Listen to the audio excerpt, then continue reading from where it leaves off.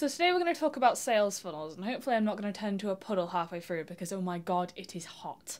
I think you can even see my hair is kind of getting a little poofy just as we go, so hopefully I'm going to be able to maintain throughout the whole recording session. So if you've been in business or if you've ever sold anything online, I'm sure you've heard the term sales funnel. Most people use it and almost don't know exactly what it means, they just know it makes them sound quite businessy. The sales funnel is something your buyer has to go through. You may have consciously created one or you may have coincidentally created one, but if you have sold anything, you will have made a sales funnel for your buyer. There is a little bit of debate about how many steps are exactly in the sales funnel, but I like to go by 5. But before we go into the 5 steps of making a sale, I actually want to talk about a guy called Dr. Jeffrey Lant. I talked about him in a live stream I did recently, so if you want to go watch that, then you can find out a bit more detail about the guy, but essentially he came up with a thing called the Rule of 7. Now the idea of the Rule of 7 is that if you are going to have someone buy something from you, then you need to have 7 touch points with them. A touch point is any time your user interacts with you. So that could be a post on social media, it could be a bit of signage that they see, a bit of mail that you send to them, it could be someone talking to your staff, even billing an invoice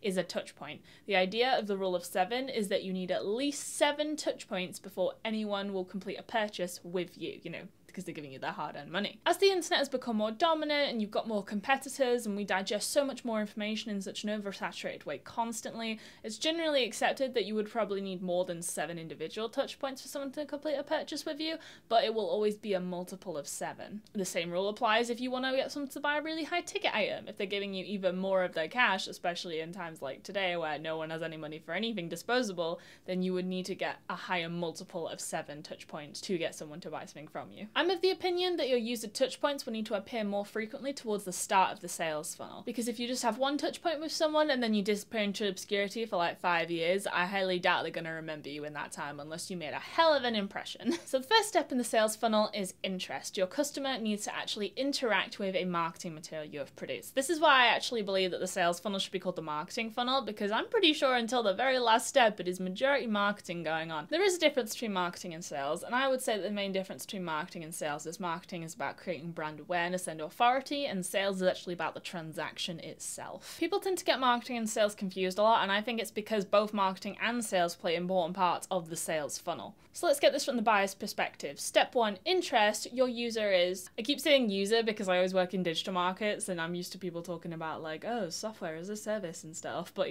user, buyer, customer, target market, they're all interchangeable, just bear with me if I say user a lot, okay? So an example of step 1 of the sales funnel from your buyer's perspective would be they're just scrolling on social media or they're going about their business, Googling something random, and then your business turns up with a piece of content that is relevant to what they were searching. Possibly their algorithm just decided that they would really like it, because a lot of algorithms don't even focus on the subject matter. They will pull from things like, oh, this person watched really long form content with not a lot of ad breaks and a lot of information. This is a really long piece of information with not a lot of ad breaks. They might like that. So as well as actually the content of it, it may just be the user behaviors that dictates you appear in front of them, but that is your first touch point. You're making the buyer aware of who you are and possibly what you do, but mainly it's just, that's a pretty interesting thing, and then they move on, they forget about it. It will usually take a few occurrences of that happening before you really start to stick in their mind and they get brand recognition for you, which is why people have to be pumping out a lot of content constantly to remain prominent online. Now the sales funnel doesn't just appear online, it is a thing that has existed since commerce began in all forms. But I'm pretty sure that guy who was standing on the street with a sign saying, hey look, I sell kumquats, was really excited when the internet came about. Step 2 is called desires and needs. This means they've encountered an issue and they're in the middle of working out what that issue is and what might even solve their problem. Let's say they've got a leak in their roof and they're trying to work out if the issue is, oh, my roof has got a hole in it, or the issue is my pipe has burst. They're doing their research on what could actually be wrong with the situation. This is where you show up as an opinion leader in your sector. So you could have posted a long blog post on your website about all the possible ways a roof may have leaked, what's causing it, where the source of the water could be coming from. Is it naturally occurring? Is it human occurring? What are all the different solutions to fix this if you have a specific issue?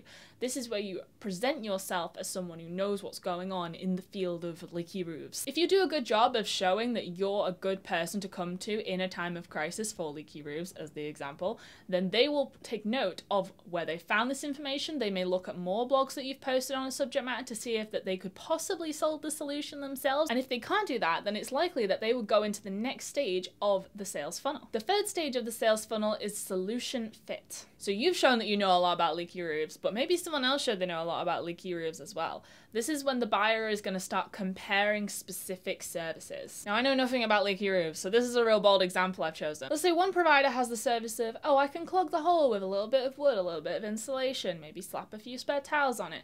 And another person has a solution which is a bit more over the top, but maybe that's more appealing to the buyer of, I will replace your whole roof. Don't worry about it. You don't need to worry about a single hole in your roof because there will be none, because I have got one made of solid single material. I don't think that's quite how roofs work, but I feel like someone probably offers something of that nature. It will then be up to the buyer to determine which solution is more appealing to them. And off that basis, they will then move into step 4. Step 4 of the sales funnel is where they are selecting their supplier. Two people may have very identical services. A really big industry that suffers from this, I imagine, is like sweet distribution or snacks or foreign foods. Stuff of all that nature.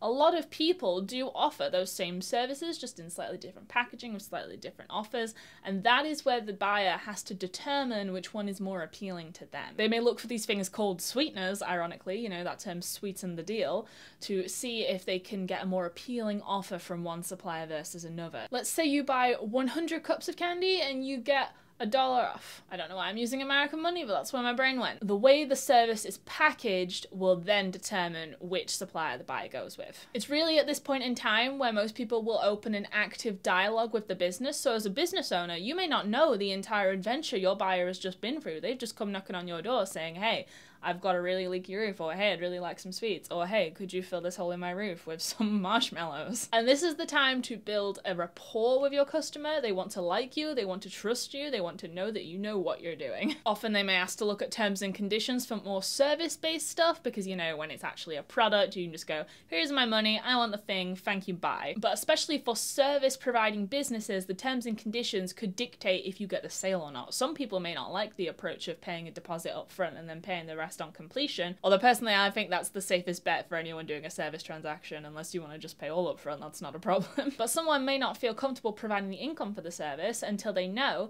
that the service has been completed properly. So those conversations between the buyer and the seller will determine if they move forward to the final stage of the sales funnel. That is something that people like to call the close. The big purchase, signing the contract, handing over the money, pressing the checkout button on your website. The close is when the deal is done. The exchange of products and services is complete. It's the moment all business owners are looking for. But do you see all the hard work your buyer had to go through to get to that point?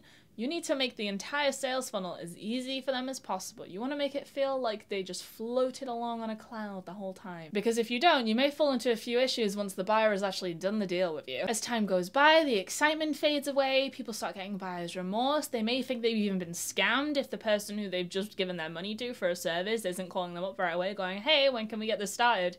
They would get a lot of remorse and possibly want to undo the deal you just did if your terms and conditions allow for that. They may decide they want to return the product because it wasn't quite as good as they were feeling it was. So there's a lot of things you can do to make your buyer feel like they really made a good decision going with you specifically. Make sure you jump in there with the follow-up process. Maybe you're asking them for a review, or you've got a customer service survey so they can tell you what went great about the transaction, what they found was a bit of a sticking point, what happened so they almost didn't buy from you, what was it that really clinched the deal from their perspective. And just ask people how they feel about the general onboarding process, especially if you've got a repetitious service where you're going to be using them over and over again, but the onboarding process is a bit more complicated because that can put some people off. And although you really want to trust everything your customer is saying, do not forget that they will tell the public everything they hated about you before they tell you. So make sure you go out of your way to reach out for that information, because if they don't have you reaching out for it, they will spread it to whoever is willing to listen, especially if they had a bad experience that you want to be able to rectify. You don't want to be that business that's commenting on their Google reviews or their Trustpilot or whatever you use to collect your reviews, and they say, oh, I had this horrible experience, the customer service won't help me at all, I didn't like it and I got the wrong size of my shirt and I wanted to exchange it, but they wouldn't exchange it, they'd only do a full return and then I'd have to rebuy, but they ran out of stock. And then you're that person on the other end of the survey going, hey, can you message us privately? Because that just looks so sketchy. You don't want it to get to that point, because you don't want to have a whole private discussion about someone's purchase in the public view, but also if you're trying to direct someone away from the public eye, that looks like you know you did something wrong. So you've completed the sales funnel with your customer. Now what do? You go look for a new customer? Sure, that's not a problem, but primarily you want to get that person right from the bottom of the sales funnel and get them back up to the top. Maybe not stage 1, although I feel like stage 1 is a pretty passive, constant thing. You want to be able to get them to repurchase because it's easier to upsell to someone than to create an entirely new lead from a cold engagement. Some people like to offer affiliate programs to their regular buyers or people who engage a lot with their content. I like Muscle Squad personally. They have their own affiliate program where you get points for if you post a specific piece of user-generated content and tag them on it and let them know that that actually got them engagement. And then when you hit certain tiers of affiliate, then you're able to get special discounts on products, information on new releases early. You may even get featured on a blog post on their website. I think Muscle Squad do that really well. Maybe reach out for something like email marketing if you got people to sign up to your email list during the purchase process, so you can cross-sell to them a complementary product that suits something they've already purchased from you. And don't forget that just because you have convinced one person to buy from you, that purchase is not guaranteed again. In the average business of like more than the one-man band size, there is normally 4.5 decision makers. That is a statistic I pulled out. I don't mean they've chopped a person in half. I mean the average large business will have multiple people who need to make an approval process. So it could be the CEO, plus the financial person, plus the technological person, and then the end user on their end needs to say, yeah, we actually want that thing as well. That's especially a big hurdle in business-to-business markets. Business to customer, not so much of an issue. They're the only decision maker there. They maybe have to approve it with their partner because they have a shared income, but generally it's the business to business stuff where you have to be able to appeal to a bunch of different audiences. So you really want to get your authoritative language out there to prove to all these different people that don't know what you do, that you know what you're doing. So remember that the first stage in your sales funnel is generating interest. Pretty much everyone takes that to mean social media content, and if you struggle to think of unique ideas for your social media content, then check out my custom content calendar on my website divdavdigital.com/shop with link in the description. But there are a bunch of ideas that people generally come up with on their own to be able to share that they know what they're talking about in their sector. That could be behind the scenes stuff, it could be testimonials from previous customers, it could be you walking through your products and what it is or your service and explaining how that actually benefits people. You want to focus on the benefits. If you're going around going, oh, I'm so cool, I'm the best, I know XYZ, but you don't mention how that actually leads to your customer succeeding in what they're trying to achieve for their problem, which is stage 2, they are looking for a solution to a specific problem, then they're not going to get any further down the sales funnel. They're not going to get talking about your terms and conditions. They don't care about what little extra bargain you can offer them on a product that they don't think they really need. They need to know why you are relevant to what is wrong with their day. And you need to fix that. Do not feature dump on people. So that is the 5 steps of the sales funnel, plus a few little extra tips about how to get them through the system over and over. If you like what you see, then subscribe for more digital marketing education. Thank you. Have a nice day.